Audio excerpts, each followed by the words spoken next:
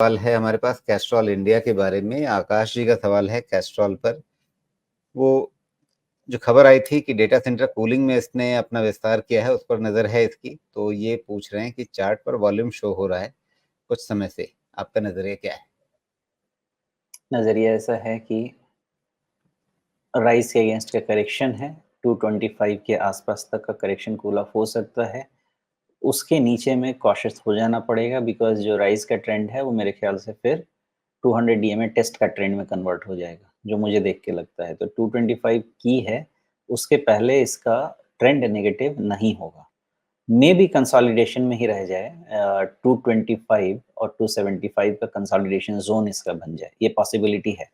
But below 225 chances रहेंगे कि फिर 200 डीएमए का टेस्ट हो।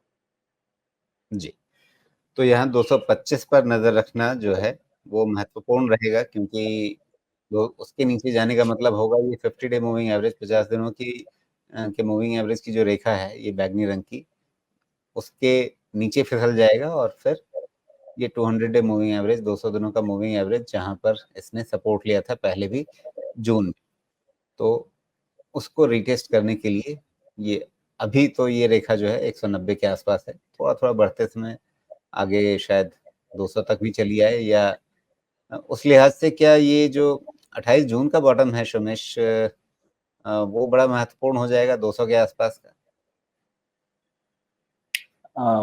हाँ, होगा, लेकिन थोड़ा डिविएशन हो सकता है।